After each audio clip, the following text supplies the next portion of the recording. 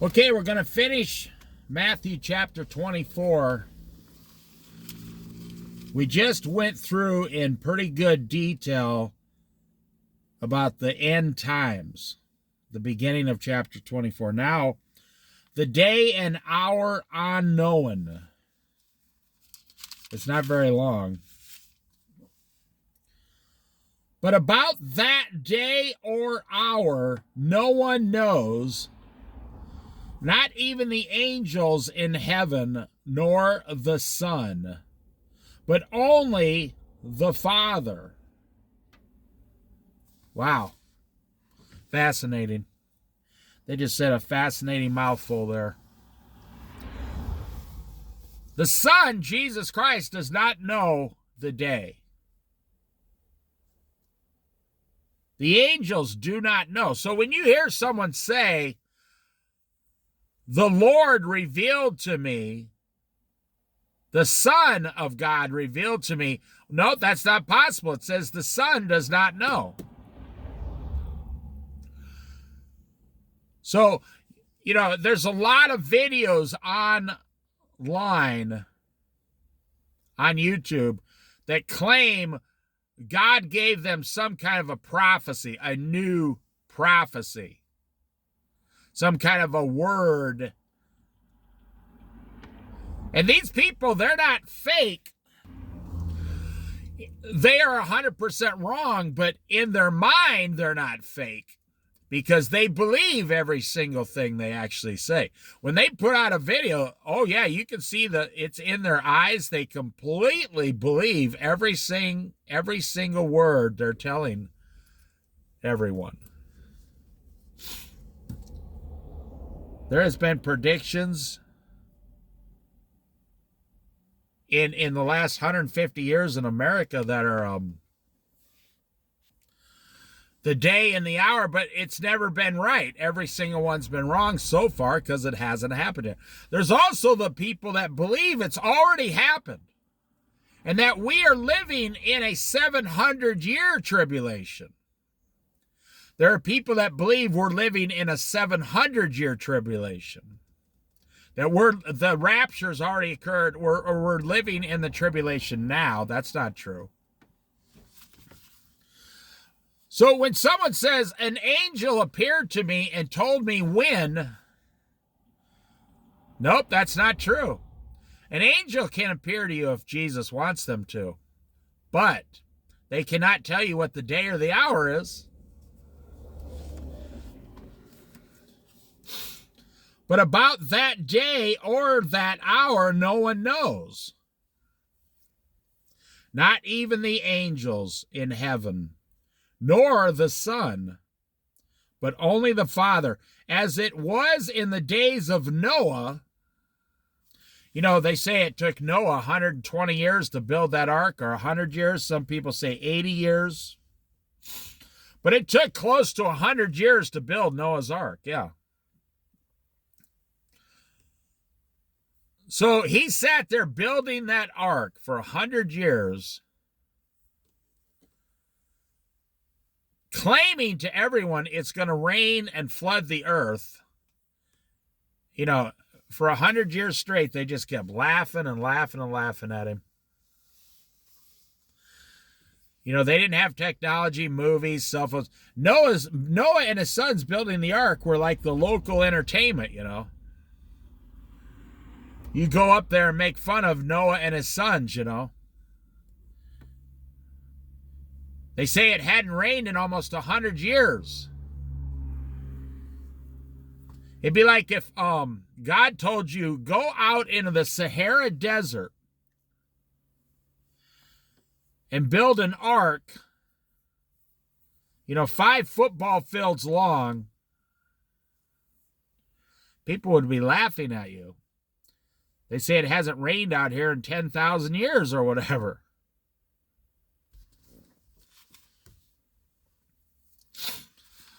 But then what happens? God shows up. God shows up because God is faithful to his word.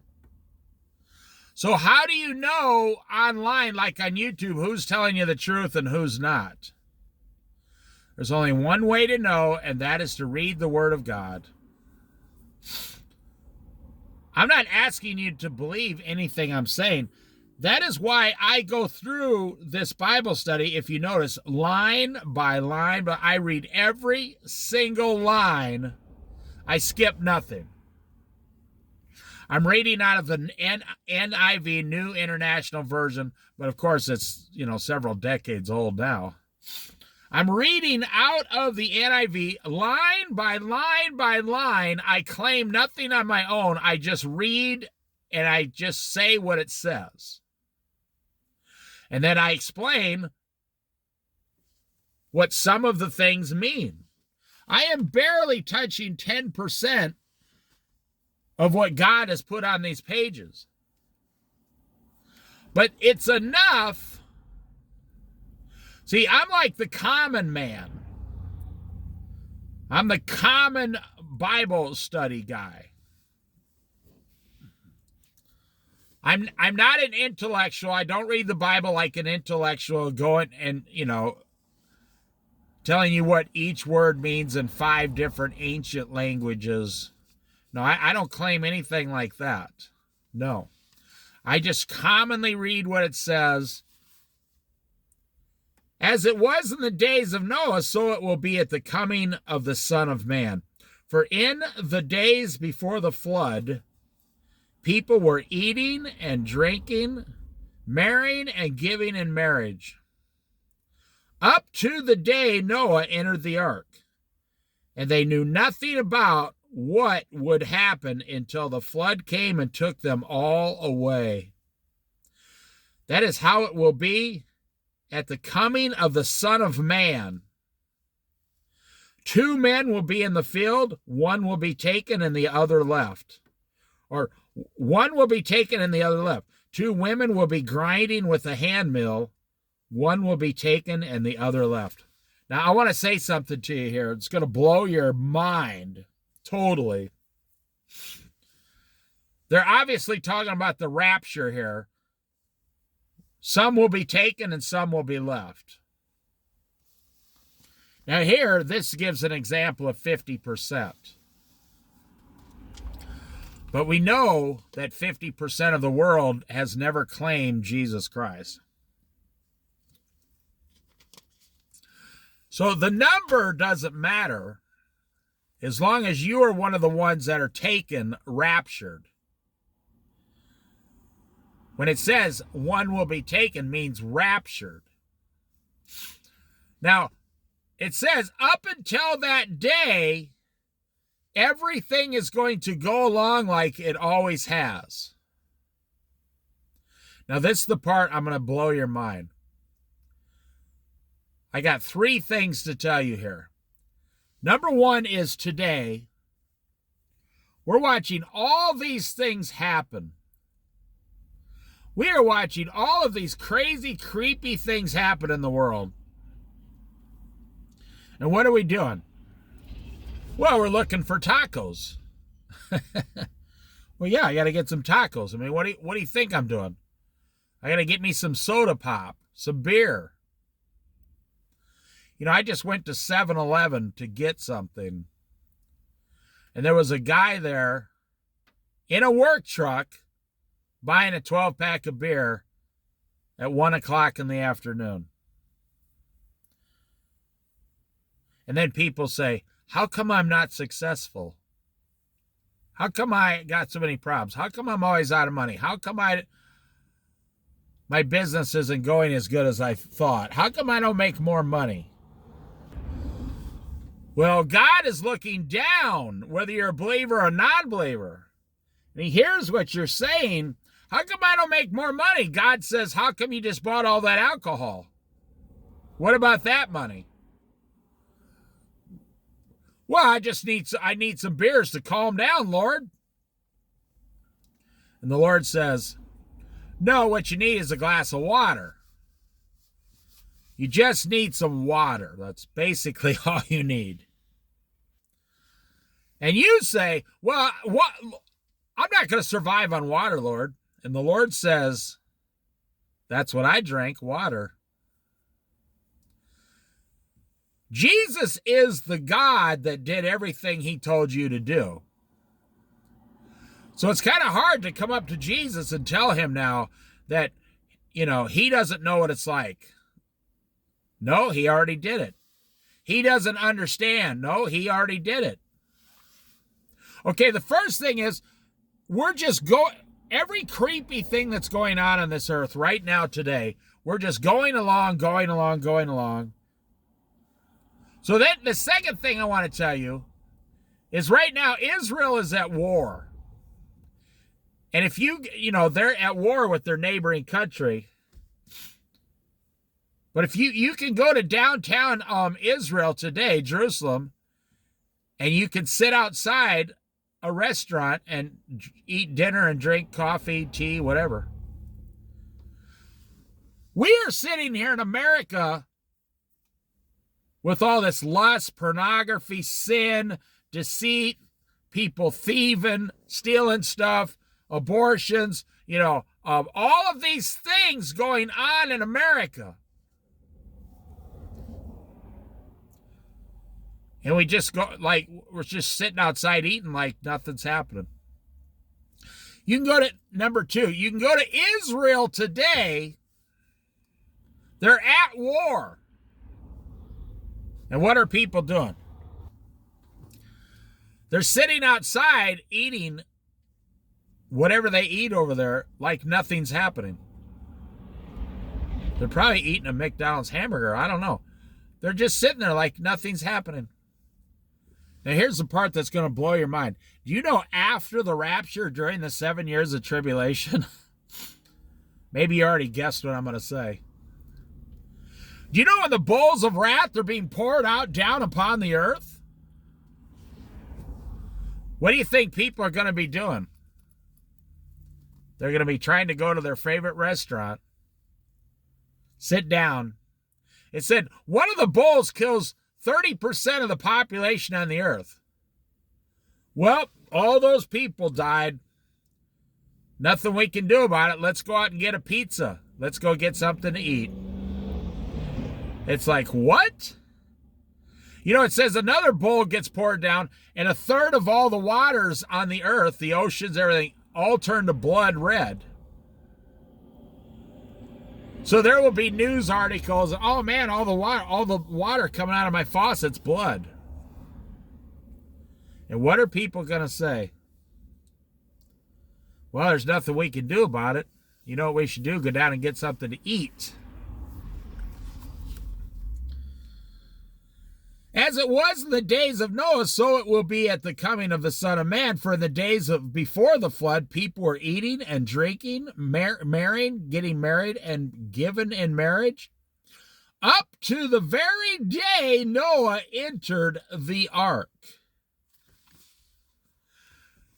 If that doesn't blow your mind, I don't know what will. Right up to the very day we are going to be raptured, everything is going to be going along as if nothing happened. But I preach to you that do you want to suffer with the rest of the world from now until the rapture? You can just keep going along as you're going along. And as long as your heart, you've genuinely 100% given your heart to Jesus, you will be raptured. You will be very productive for the world, but very unproductive. You'll have little fruits to give to Jesus when you're raptured.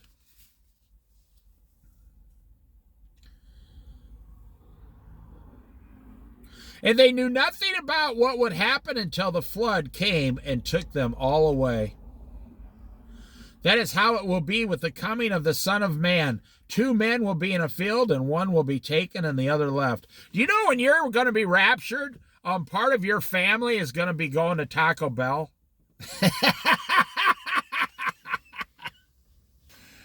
That just cracked me up. When you're going to be raptured, your neighbors are going to be going to McDonald's to get their food tonight. They're going to come back and go, hey, where's George? Where's Susan? They're not in their house. I haven't seen them in 3 weeks. That's about what it's going to be like. The whole world, in the blink of an eye, will start screaming and wailing.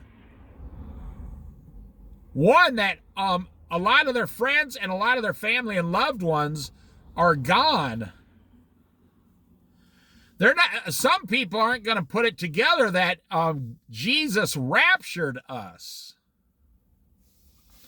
You know, there's going to be people raptured that you would never, if you were in Vegas, Las Vegas, you would never put $2 bet on them that they would be raptured. You say, oh, no, not that person.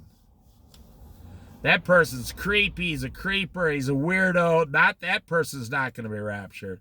Oh, no, that old lady down the road, she yelled at me once. She's not going to be raptured.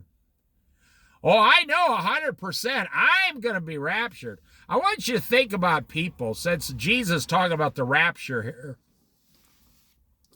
Jesus is talking about the rapture here, so I'm expanding upon what's going to happen a little bit. Think about people who really believed 1,000% they were going to be raptured. 1,000%. And then the rapture occurs and they are still here. Think about all the ministers. They obviously believed they were going to be raptured. And they're still here. Wow. You think you're going to be raptured, and you were not raptured. Just imagine the feeling for someone like that. That Jesus, he doesn't have you on the list to be raptured. Which means you are not on the list of believers. Which means you were never a believer in the first place. Wow. I bet those people will fall right on their face and start wailing and, give their life to Christ, because if you thought you were a believer and then boom. I read a story. It's pretty similar. I read a story about a guy who spent like 10 or 12 years treating his mother very well because he thought she was a millionaire and he was going to inherit a lot of money. And he spent a decade of his life letting her live with him and everything, which he should anyway. But this guy he was married, he had a couple kids. He was only motivated for the money. He didn't even get along with his mother. And she passed away, and the lawyer called them all in, and he said, man, this is it. I can retire. I'm going to be rich. I did the work. He was like 55 years old. He was planning on going into work the next day and telling his boss to shove it where the sun don't shine. And he goes in the lawyer's office, and the lawyer says, your mother was insolvent. She didn't have a penny to her name, not a single dime except her Social Security checks. Can you imagine the feeling on this guy? The disappointment. 10 years. And he didn't love his mother, no. Can you imagine believing you're going to be raptured for like 10, 20, or 30 years, and then you are not raptured? Now, I guarantee the very next day we are raptured, the McDonald's drive-thru will be open. Burger King will still be open. They might not know what they're doing. It might still take, 45 minutes to get a hamburger in today's society. But they're still going to open because they serve money The people who are serving the money are going to be left behind. You were not serving God, you were serving money. Remember when we read? Jesus said, show me the coin. Show me the coin. Give to Caesar what is Caesar's and give to God what is God's. Give God those who are raptured. Those who are raptured, believe in God, give that to God, and give the money lovers, the people working for this world, back to this world. Give it to the world. Give to Caesar what is Caesar's, give to God what is God's. Therefore, keep watch. 3 words. Therefore, keep watch. You know, well, what does it matter? I'm a Christian. As a Christian, the Bible plainly teaches that you are guaranteed to be raptured. So why do I have to keep watch? And why would I keep watch for an event I have no control over? And why would I keep watch for an event that's going to happen in the twinkling of an eye, the blink of an eye? Why would I keep watch for something like that? And how do I even keep watch? And why would I keep watch? Well, let's see. Therefore, keep watch, because you do not know on what day the Lord will come. But understand this, if the owner of the house had known at what time of night the thief was coming, he would have kept watch and would not have let his house be broken into. So you also must be ready. Okay, first they told us to keep watch. Now it says, I must be ready. That's 2 completely different things. Like in the army, you do have people, on the wall just watching. But behind the scenes, you have people getting ready for the fight, getting ready for the battle, getting the supplies ready, getting the food, the cooks, the meals, getting the storeroom stocked. You have people getting ready. See, it's 2 completely different jobs. Keeping watch is one job. Getting ready is a whole nother job. What else does it say?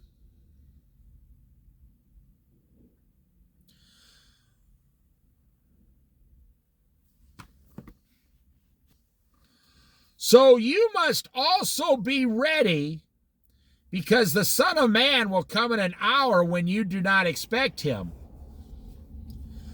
Who then is the faithful and wise servant? That is your goal in life. That is my goal in life. To be a faithful and wise servant of Jesus Christ. That is my number 1 goal in life. That should be your number 1 goal in life. And then everything else will be added to you in your life.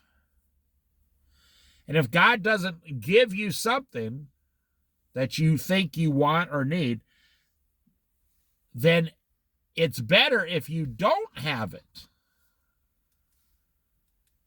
It's better if you don't have it. You just may not understand it's better, but it is better for you. That's why God is wiser than you. He will not give it to you. Or maybe he'll give it to you in heaven. It would be good for that servant Who then is the faithful and wise servant whom the master has put in charge of the servants in his household to give them their food at the proper time? You say, well, I don't have a household like that. I never had any, I'm not in charge of servants. No, that's not true for the Christian man, the Christian male. You have a wife you're in charge of. You have your children you're in charge of. There's younger men around you that ask you questions about Jesus. You're in charge of that. You're in charge of your behavior when you leave the house and go to work. You're in charge of who you allow to work on your automobiles.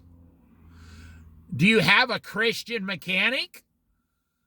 Have you gone to a new mechanic and say, I'm coming here because you claim you're a Christian? And the mechanic will say, yes, I am. Say, okay, well, I'm going to start having my automobiles fixed by you now because I want to support Christianity. And the guy will say, thank you very much. I hope I do a good job for you. You are in charge. The master has put you in charge of part of his household, meaning his household is the whole earth.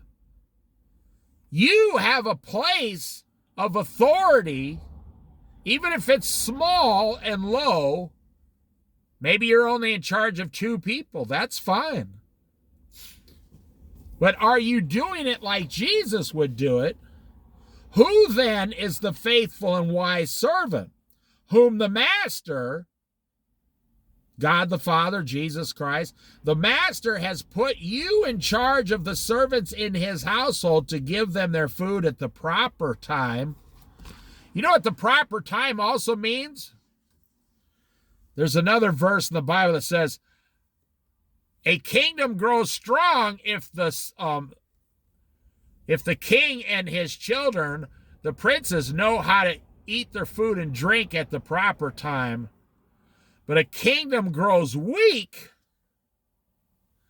A kingdom grows weak if they drink their beer and wine before noon.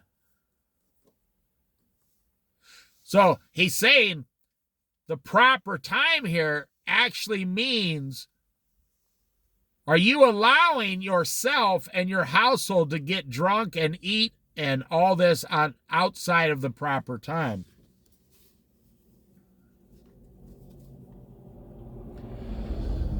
Truly, I tell you, he will put you in charge. Okay, I got to back up one. It will be good for that servant whose master finds him doing so when he returns. Okay, there we go. Now we got our answer to everything. Now we got to back up. We just found out the answer. Therefore, keep watch. For what? So you're doing all of these things every single day, and it will be good for that servant who Jesus finds doing these things when he returns, which for you, that would be the rapture. The return of Jesus for you, the believer, would be the rapture. And then you go to be with Jesus immediately.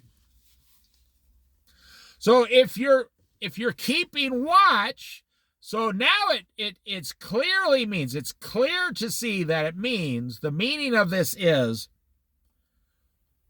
you're being a wise and faithful servant, keeping watch for the master to return and take you home.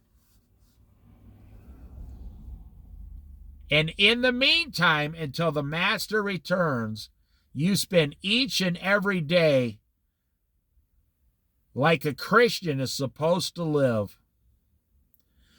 And you can lay your head down at night in full assurance that you live this day for Jesus, and then you get up tomorrow and do it again, and you get up tomorrow and do it again.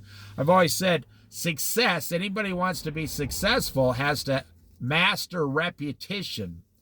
Not reputation, repetition. One over and over and over. 1, 2, 3, 1, 2, 3, 1. You have to master repetition. Kind of like a bodybuilder, a weightlifter. A good Christian has to master doing the right thing every single day, over and over and over and over. Who then is the faithful and wise servant whom the master has put in charge of the servants in his household to give them their food at the proper time? That's a question mark at the end of there. They're asking you, are you one of those servants that Jesus has put in charge? It will be good for that servant whose master finds him doing so when he returns. Truly I tell you, he, Jesus, will put you in charge of all his possessions in heaven. Wow. That's what I'm saying. Jesus says the least in heaven will be the greatest. Meaning the least in heaven will own everything and have everything also. You will have every possession in heaven will belong to you also. That is so fascinating. But suppose that servant is wicked and says to himself, now here we go. People who thought they were going to be raptured, they're living for this world, and then they are not raptured. But suppose that servant is wicked and says to himself, my master is staying away a long time. And he then begins to beat his fellow servants and to eat and drink with drunkards. So Jesus is saying here, even if you get drunk by yourself with your friends, with your family, you're drinking beer and you get drunk, you get tipsy, whatever. He calls you a wicked servant just for drinking alcohol. He just said it right here. He just said it straight up right here. But suppose that servant, you, are wicked and say to yourself, my master is staying away a long time. Jesus has been 2,000 years. Maybe he'll be another 2,000. I don't know. He then begins to, you're complaining about those around you, beating, you're bringing your family down. You stop teaching them the word of God, and you start drinking and getting drunk with your buddies. The master of that servant will come on a day when he does not expect him, and at an hour he is not aware of. He will cut him to pieces and assign him a place with the hypocrites, where there will be weeping and gnashing of teeth. That is the end of chapter 24, and I want to say this to you here. So the day and hour unknown. So a good servant is going to keep watch over your own physical actions, a good, wise servant, over your daily affairs, your household, your wife, your children. You're going to be gentle and explain things to them in a Christian way. You're going to eat your food at the proper time, drink your drink at the proper time, but that does not have to include alcohol. You can have food and drink without having alcohol, just like you can have food without having cigarettes, tobacco. And if you do this faithfully, you will be raptured and everything in heaven will be yours. Number two, if the servant starts saying to himself, my master's been away a long time, the Lord calls that servant wicked. Says he's going to come and cut and dash you to pieces and basically destroy you and then send you into hell. That's what it means, send you to a place of weeping, gnashing of teeth, a place with the hypocrites. It doesn't say you're losing your salvation. It says you were never saved in the first place. There's several groups of people if you break them down. One is those who are actually saved, and no matter what happens, they are going to go to heaven. Number two is the group that only thinks they're saved. They believe 100% they're saved, but they're not. And maybe they will get saved for real during the tribulation.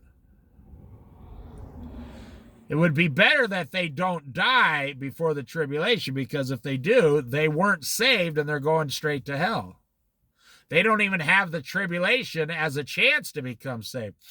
Number 3 are those who are not saved. They do not follow God. They don't believe in any of this stuff, or they believe in a false God or whatever. And they're going to die and go to hell, or be living during the tribulation, and it says they will curse God in his name, says the Bible. And number 4, the group is like atheists who say there is no God, none of this is true, none of this is real, doesn't matter. It's funny how they don't believe in any of this, but they do believe in UFOs and aliens from other planets. So when the rapture occurs, they will just say that this is an alien encounter taking some of the people off the earth. But at the end, on the last day, it won't matter. On Judgment Day, those with Jesus go to eternal paradise in heaven. Those without Jesus go to eternal damnation in hell for all eternity. So it's not, you always hear people arguing about when is it going to happen. The when is not near as important as the how. How are you going to live until it happens? How are you going to live your life until the rapture? And I've said this in the last few Bible studies. The only thing that really matters right now is from today until the rapture and what you're going to do during that time frame as a believer. If you're not a believer, well, just go out and get as much pleasure as you want. Rob a few banks, run out of the store with merchandise, have sex with as many people as you can, get as drunk as you can, try to get as much vacation time from your job as you can. And because you're going to hell. You're going to spend eternity in hell, and the only pleasure you will ever receive is what you get right now because of your unbelief.